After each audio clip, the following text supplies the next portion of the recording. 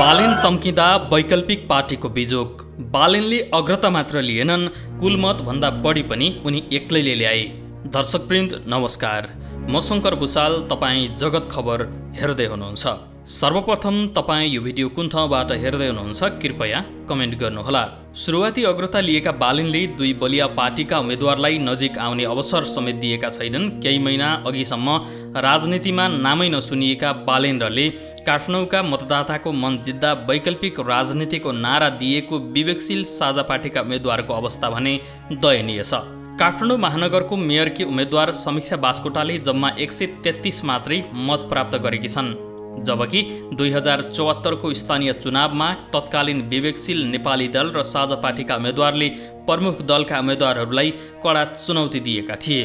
विवेकशीलकी रन्जु दर्शनाले उतिबेला 23,439 मत ल्याएकी थिइन् भने साझा पार्टीबाट उठेका किशोर थापाले पनि 18,496 मत प्राप्त गरेका थिए।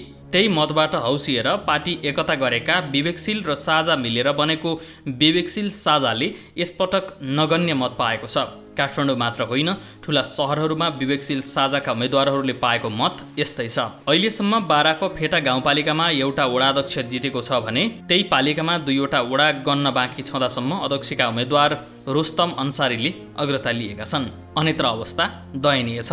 जबकि विवेकशील साझा छोडेर धनगढी उपमहानगरपालिकाको मेयरमा स्वतन्त्र उम्मेद्वारी दिएका गोपाल हमालले पनि काङ्ग्रेस र एमालेका उम्मेद्वारलाई फराकिलो मत अन्तरले पछाडि पारेका छन् भने धरान उपमहानगरमा स्वतन्त्र उम्मेद्वार हर्कराज राईले अग्रता लिएका छन्। चुनावी नतिजा अपेक्षाअनुसार नआएको स्वीकार गरेको विवेकशील साझाले निरन्तर समय दिन सक्ने जनशक्ति र आर्थिक स्रोतको अभावका कारण यस्तो भएको बताएको छ। गत 5 वर्षमा हामीले स्थानीय, सङ्घीय, उप र पुनः स्थानीय चुनावमा प्रतिस्पर्धा गरिरहेका छौँ। प्रवक्ता शरदराज पाठकले 2 जेठमा जारी गरेको विज्ञप्तिमा भनिएको छ, त्यसबाट हामीले देशभरि पार्टीको परिचय स्थापना गर्न सफल भयौँ। तर मूलतः निरन्तर समय दिन सक्ने जनशक्ति र आर्थिक स्रोतको अभावमा देशव्यापी सङ्गठन बनाउन सकेनौँ, जुन स्थानीय निर्वाचनमा राजनीतिक दलका लागि अत्यावश्यक थियो। पार्टीमा आएको टुटफुटलाई पनि जनताले मन नपराएका कारण मत नआएको उसको जिकिर छ। टुटफुटले पार्टीमा उथलपुथल ल्याएको भन्दै विज्ञप्तिमा भनिएको छ, हाम्रो जस्तो आशा गरिएको पार्टीभित्रको त्यो उतार चढावलाई मतदाताले मन नपराएको प्रष्ट देखियो। हामी त्यसमा क्षमा प्रार्थी छौँ। राजनीतिक विश्लेषक श्याम श्रेष्ठ भने विवेकशील साझाले भनेको विषय मुख्य नभई सहायक मान्छन्। टुटफुटले पनि जनताको विश्वास गुमाएको भन्दै उनले भने उनीहरूप्रति आकर्षण नहुनुको एउटा कारण पुराना पार्टीहरूभन्दा उनीहरू नयाँ भएर निस्किएनन्। विचार, कार्यक्रम र व्यवहारमा कुनै पनि नयाँपन भएन।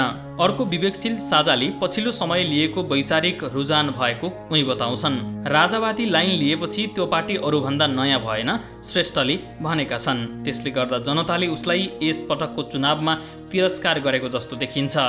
विवेकशील साझाको संस्थापन पक्षको कारबाहीमा परेका नेता केशव दाहाल पार्टीले लिएको वैचारिक धारकै कारण जनताले नरुचाएको बताउँछन्। हामीले व्यवस्था परिवर्तन भयो, अब अवस्था बदल्नुपर्छ भन्यो। जनताले चाहेको पनि अब तिमीहरूले अवस्था बदल्नुपर्छ भन्ने नै हो, उनले भने। पछिल्लो समय हामी अनावश्यक भाष्यमा अल्झ्यौँ। गणतन्त्र आयातित हो कि होइन, सङ्घीयता चाहिन्छ कि खारेज गर्नुपर्छ, धर्मनिरपेक्षता ठिक कि बेठिक जस्ता कुरा गर्यौँ। यो चिज आवश्यक नै थिएन। त्यही अनावश्यक भाष्य निर्माणमा प्रवेश गर्दा जनताले रुचाएनन्। नयाँ पार्टी यस्तो होस् भनेर जनताले बनाएको मानकमा पर्न पनि नसक्दा पनि यस्तो भएको उनको बुझाइ छ। पुराना पार्टीहरूप्रति पुरानै नेतृत्व भयो, पार्टीमा अहङ्कार भयो, भ्रष्टाचार बढ्यो र लोकतन्त्रलाई दलतन्त्र बनाए भन्ने असन्तुष्टि थियो, दाहाल भन्छन्। यस्ता सबै चिजलाई ब्रेक गर्ने र नयाँ सम्भावना देखाउने पार्टी चाहिन्छ भनेर जनताले अपेक्षा गरेका थिए। यी मानकमा वैकल्पिक भनेर बनेका नयाँ शक्ति विवेकशील जस्ता पार्टी खरो उत्रिन सकेनन्। पार्टीको पछिल्लो विभाजन अघि संयोजक रविन्द्र मिश्रले विचारभन्दा माथि देश नामक दस्तावेज ल्याएका थिए, जसमा सङ्घीयता खारेज गर्नुपर्ने र धर्मनिरपेक्षताबारे जनमत सङ्ग्रह गर्नुपर्ने उल्लेख रहेको छ। रापरपाको अध्यक्षमा राजेन्द्र लिङ्गदेन चुनिएपछि एकताका लागि समेत अनौपचारिक वार्ता समेत भएको थियो। विवेकशील साझाले भने यसलाई अस्वीकार गरेको छ।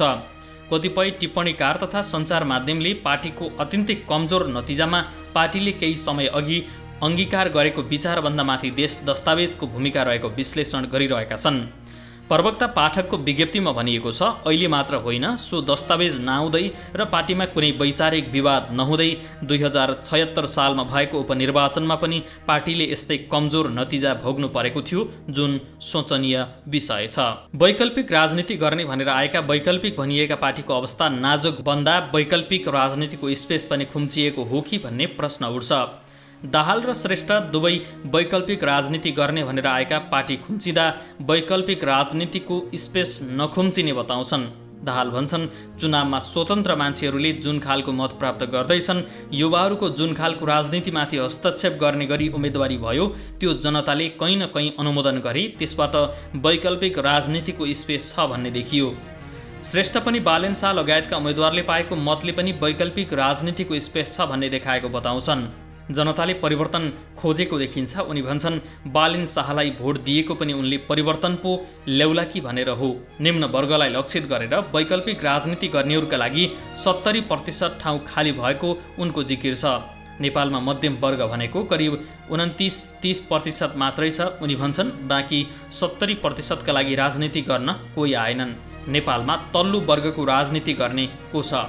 दर्शकवृन्द, काठमाडौँ महानगरपालिकाको मेयर पदको उम्मेद्वारमध्ये विजयी को बन्ला भन्ने चासो देशभरका जनताहरूलाई छ।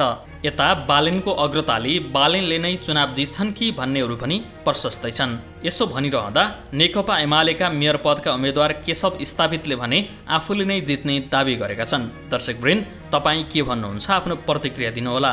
आजको भिडियोबाट हामी पनि बिदा हुन्छौँ। नमस्कार।